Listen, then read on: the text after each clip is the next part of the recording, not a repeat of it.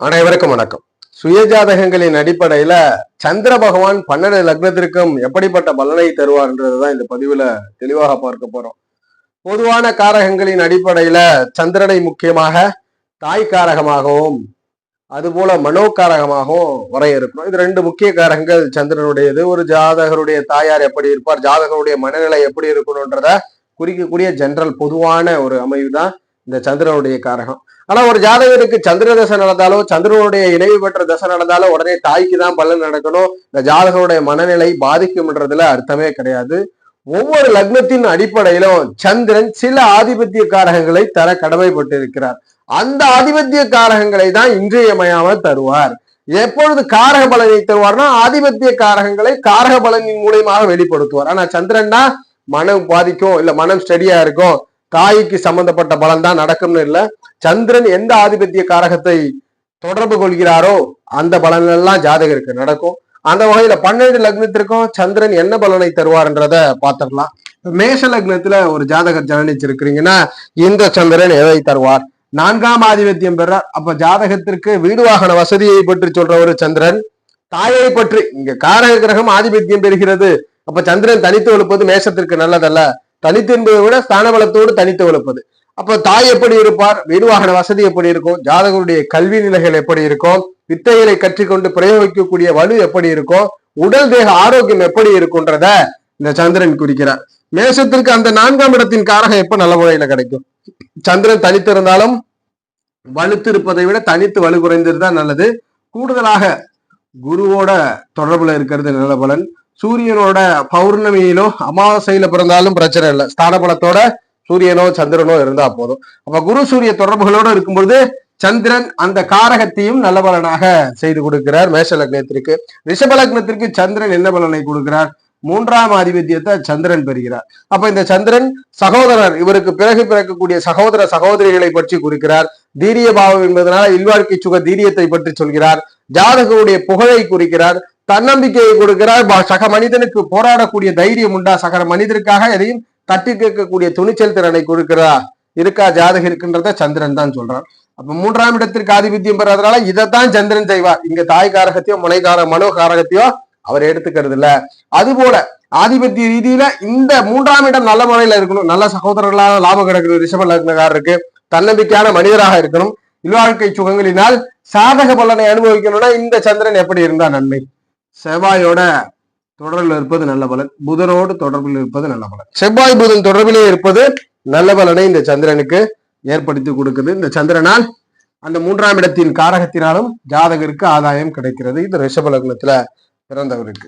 அதுபோல மிதுன லக்னத்துல பிறந்திருக்கிறீங்க, சந்திரன் என்ன பலனை தருகிறார்? சந்திரன் 2ஆம் இடத்தின் ஆதிபத்தியத்தை பெறுகிறார். 2க்கு ஆதிபத்தியம் பெற்ற சந்திரன் என்னெல்லாம் தருகிறார்? குடும்பம் எப்படி உருவாகும், எப்பொழுது உருவாகும்ன்றதை சந்திரன் சொல்கிறார். ஜாதகருடைய வாக்கு சாதுரியங்கள் எப்படி இருக்குன்றதை சந்திரன் சொல்றார். அடிப்படை அறிவுகளை பற்றி சொல்றார். மிக முக்கியமான விஷயமாக பொருளாதாரம், ஜாதகருக்கு பொருளாதாரம் எப்படி இருக்கும், கையிருப்பு பணங்கள் இருக்குமான்றத இந்த 2ஆம் இடத்து சந்திரன் தான் குறிக்கிறார். அப்ப இந்த சந்திரன் எப்படி இருந்தா யோகமா இந்த பலன்கள்லாம் நடக்கும்? குருவோட தொடர்பிலே இருப்பது நன்மை, சுக்கிர தொடர்பில் இருப்பது நன்மை. குரு சுக்கிர தொடர்புகளோடு இருக்கும் பொழுது நல்ல பலன் இருக்கிறது. சனி பாக்கியாதிபதியாரே சந்திரன், சனி சந்திர தொடர்பு யோகம் அல்ல. குரு சுக்கிர தொடர்புகளோடு மிதுனத்துக்கு ஏதேனும் ஒரு வகையில இணைவு பார்வையில இருந்தார்னா சந்திரன் 2ஆம் இடத்து காரகத்தை நல்ல முறையில பலன் செய்கிறார். கடகத்திற்கு என்ன தருகிறார்? கடக லக்னத்திற்கு மனதை தருகிறாரா? லக்னாதிபத்தியமே சந்திரன் பெறார். அப்ப ஜாதகருடைய எண்ணம், செயல்திறன், சக மனிதனிடம் எப்படி பயணப்படி போகிறார், ஜாதகருடைய வலு என்னன்றத கடக லக்னத்திற்கு உறுதிப்படுத்துறார். அப்ப நல்ல ஜாதகராகவும் வலுவான ஜாதகராகவும் ஜாதகர் வாழ்க்கையில் எது நடந்தாலும் அடுத்த கட்டத்திற்கு பயணப்படக்கூடிய ஜாதகரா மாற்றணும்னா சந்திரன் தனித்து வலுக்கலாம். கடக லக்னத்திற்கு தனித்து வலுத்தாலும் யோகம் தான். கூடுதலாக குரு செவ்வாய் தொடர்பிலே இருப்பது பெரும் நல்ல பலன். குரு செவ்வாய் தொடர்பிலே இருப்பது ஜாதகரை அதிர்ஷ்டவாதியாகவும் வாழ்க்கையில் அனைத்தையும் அனுபவிக்கக்கூடிய நபராகவும் மாற்றி கொடுக்கும். குரு செவ்வாய் தொடர்புல கடக லக்னத்திற்கு சந்திரன் இருக்கும் பொழுது. அதுபோல சிம்ம லக்னத்துல பிறந்திருக்கிறீங்க, சந்திரன் எதை தருகிறார்? 12ஆம் இடத்தின் ஆதிபத்தியத்தை பெறார். அப்ப ஜாதகருக்கு அயன சயன போகமான விரயத்தை ஆதிபத்தியம் பெறுவதனால் இன்வெஸ்ட்மெண்ட் எல்லாம் எப்படி இருக்கும்? முதலீடுகளால் லாபம் பண்ணுவாரா? வெளிநாடு தொடர்புகள், பரிவர்த்தனை, இம்போர்ட் எக்ஸ்போர்ட் பிசினஸ் பண்றது, வெளியூர் தூரதேசங்களுக்கு சென்று வாழ்க்கையை நடத்துவதெல்லாம் இந்த 12ஆம் இடம் தான் சொல்லுது. அதுபோல வாழ்க்கை திருப்தியா இருக்குமா, ஒரு மனிதன் வாழ்ந்த வாழ்க்கையை திருப்தி அடைவானான்றத சிம்மத்திற்கு இந்த சந்திரன் தான் சொல்ல போகிறார். சந்திரன் இதைத்தான் தருகிறார். இந்த சந்திரன் இதை யோகமா பண்ணணும், இதனால லாபம் இருக்கணும். ஒரே அமைவுகள் குரு செவ்வாய் தொடர்போட இருந்தார்னா நல்ல யோகம். சந்திரன் குரு செவ்வாய் தொடர்போட இருந்தார்னா நல்ல யோகங்களை கொடுக்கிறார். 12ஆம் இடத்தின் வாயிலாக நல்ல பலனை ஜாதகர் அனுபவிக்கிறார். சிம்ம லக்னத்துல பிறந்தவருக்கு. கன்னி லக்னத்துல ஜனனிச்சிருக்கிறீங்க, சந்திரன் எதை தருகிறார்? 11ஆம் இடத்தை ஆதிபத்தியமா பெறார். அப்ப சந்திரன் ஜாதகருடைய மூத்த சகோதர சகோதரிகள் எப்படிப்பட்டவர்கள், அவர்களால் ஆதாயம் உண்டா அவர்களால் ஆதாயம் இல்லையான்றத அவர் சொல்றார். அதுபோல ஜாதகருடைய முதல் திருமண தடைக்கு பிறகு 2வது திருமண அமைவுகள் இருக்கான்றத இந்த 11ஆம் இடம் சொல்லுகிறது. வாழ்க்கையில் ஆசைப்பட்டதை அடையக்கூடிய அந்த ஆசையை பூர்த்தி செய்யக்கூடிய பாவமா இந்த 11ஆம் இடம் வருது. அப்ப சந்திரன் தான் கன்னி லக்னக்காரர் ஆசை பூர்த்தி ஆகுமான்ற சொல்றான். அப்ப இந்த சந்திரன் எப்படி இருந்தா 11ஆம் இடத்தின் மூலமாக ஜாதகருக்கு நன்மை கிடைக்கும், நன்மை யோகம். மீண்டும் உபயம் பாதகம் என்றாலும் குருவோட தொடர்பு நன்மையை கன்னி லக்னத்திற்கு சந்திர தொடர்புல இருக்கும்போது கண்டிப்பாக ஏற்படுத்தி கொடுக்கும். அடுத்ததாக சுக்கிரன், குரு சுக்கிர தொடர்புகள் கன்னி லக்னத்தில் பிறந்தவருக்கு சந்திரன் மூலியமாக ஆதாயம் எப்படி எல்லாம் கிடைக்கும்? பெண்கள் மூலியமாகவும் பெண்கள் சார்ந்த உறவுகள் மூலியமாகவும் ஏற்படுத்தும். துலாம் லக்னத்துல ஜனனிச்சிருக்கிறீங்க, துலாத்தில் பிறந்த ஜாதகம், சந்திரன் எதை தருகிறார்? சந்திரன் 10ஆம் இடம்ன்ற ஜீவன கர்மத்திற்கு ஆதிபத்தியம் பெறுறார். வாழ்க்கையில சக மனிதர்களிடம் எதை செய்து வாழ்க்கையை நடத்த போகிறார், எந்த தொழிலை செய்து எப்படிப்பட்ட சேவையை செய்துன்றத, அதுபோல அதாவது தொழிலை செய்து பதவி அதிகாரங்களையும் இந்த சந்திரன் தான் சுட்டி காட்டுறான். ஒரு மனிதனுக்கு நல்ல பதவி அதிகாரம் துலாம் லக்னக்காரர்களுக்குலாம் சந்திரன் நல்லா இருக்கணும். தொழிலிலே வெற்றி பெறணும்னா சந்திரன் நல்லா இருக்கணும். தொழில் சார்ந்த செயல்கள் அத்தனைக்கு சந்திரன். இவர் எப்படி இருந்தா லாப பலன்கள் இங்கு கிடைத்தேறுகிறது. செவ்வாயோட தொடர்பு, புதனோட தொடர்பு, செவ்வாய் புதன் தொடர்புகளோடு துலாம் லக்னக்காரருக்கு சந்திரன் இருந்தார்னா 10ஆம் இடத்தை நல்ல முறையில நல்ல பலனாக கொடுக்கிறார். இதற்கு எப்பொழுதுமே சந்திரனுடைய ஸ்தான பலம் முக்கியம். விருச்சக லக்னக்காரருக்கு சந்திரன் எதை தருகிறார்? விருச்சகத்தில் பிறந்தவருக்கு 9ஆம் ஆதிபத்தியமா வரார். தந்தை எப்படிப்பட்டவர், தந்தையுடைய உறவுகளை பற்றி சொல்றார், தான தர்ம சிந்தனைகளை பற்றி சொல்கிறார். ஜாதகருக்கு சக வயது உள்ளவருக்கு நடக்கிறதெல்லாம் ஜாதகருக்கு நடக்குமான்றத இந்த சந்திரன் தான் உறுதிப்படுத்துகிறார். அதுபோல ஆன்மீக பயணங்கள், இறை சிந்தனைகள், எந்த மதமாக இருந்தாலும் அந்த மதத்தை சார்ந்த நம்பிக்கைகளையும் ஒரு ட்ரெடிஷனல் பாரம்பரியத்தையும் இந்த சந்திரன் சொல்றார். தூரதேச குடியுரிமை அமைகளையும் சொல்றார்.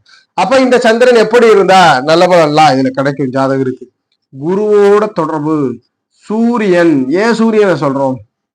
குரு சூரியன், இதுல சூரியன் பௌர்ணமியாவும் இருக்கலாம், அமாவாசையாவும் இருக்கலாம், சாணபலத்தோட இருக்கணும். குரு சூரிய தொடர்புகள்ல விருச்சகத்திற்கு இருக்கும் பொழுது நன்மை செய்கிறது. தனுசு லக்னத்துல பிறந்து இருக்கிறீங்க, சந்திரன் நன்மை பண்ணும். தனுசு என்ன பண்றார்? தனுசு லக்னத்திற்கு 8ஆம் ஆதிபத்தியம் பெறார். 8ஆம் இடம் நஷ்டங்கள், இழப்பு, அவமானங்கள், ஆயுள் ரொம்ப கஷ்டமான பலன் தானே இருக்கு. அதே 8ஆம் இடத்துல ஒரு மனிதனுடைய இடமாற்றம் இருக்கு, ஒரு மனிதனுடைய தூரதேச வாழ்க்கை இருக்கு, எதிர்பாராத பெரும் சொத்துக்கள் இருக்கு, எதிர்பாராத பெரும் தனங்களும் இந்த 8ஆம் இடத்துல தான் இருக்கு.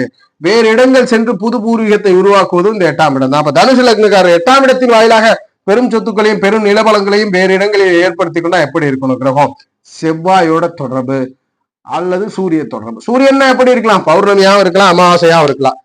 அது போல அந்த இட காம்பினேஷன்ல ஸ்தான பலத்தோட மட்டும் இருக்கணும். அப்ப சந்திரன் செவ்வாய் சூரிய தொடர்புகளோட இருந்தா மீனத்திற்கு நல்ல பலன் கிடைக்கிறது.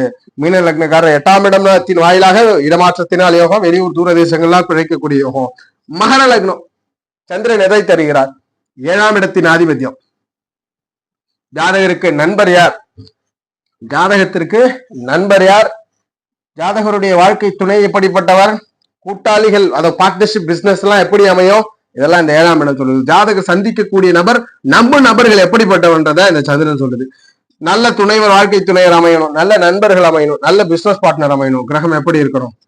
சுக்கிர புதனுடைய தொடர்போடு, சுக்கிர புதனோட தொடர்புல இருந்து சுக்கிர புதன் ஸ்தான பலத்தை பெற்று சந்திரன் குறைந்த வலுவோடு இருக்கும்பொழுது மகர லக்னக்காரருக்கு 7ஆம் இடத்தின் மூலியமா நன்மை உண்டு. துணைவரால் நன்மை, நண்பரால் நன்மை, கூட்டாளியால் நன்மை, பார்ட்னர்ஷிப் பிசினஸால் ஆதாயம்.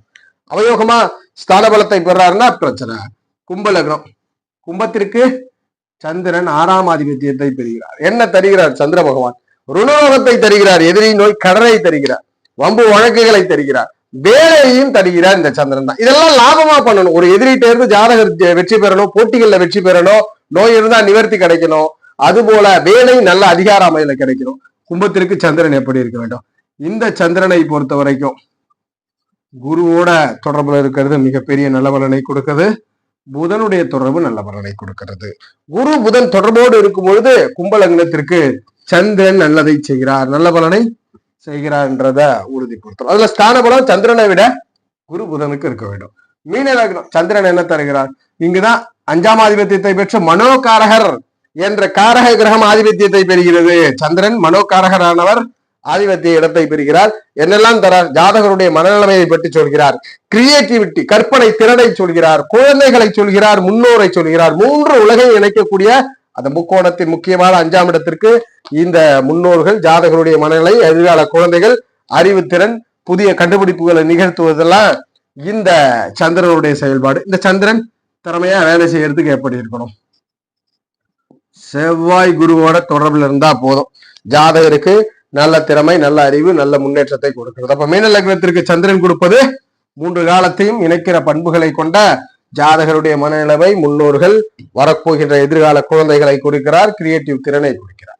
இந்த பதிவுல மேஷம் முதல் மீனம் வரை 12 லக்னத்திற்கும் சந்திரன் எதை தருவார்ன்றதை பார்ப்போம்.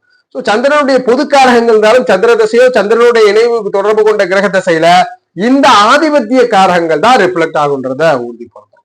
ஜோதிட ரீதியான தகவல் அல்லது சுய ஜாதகம் சார்ந்த சந்தேகங்களுக்கு ஸ்கிரீன்ல தெரிகிற நம்பரை தொடர்பு கொள்ளுங்க. வாழ்க வளமுடன். நன்றி.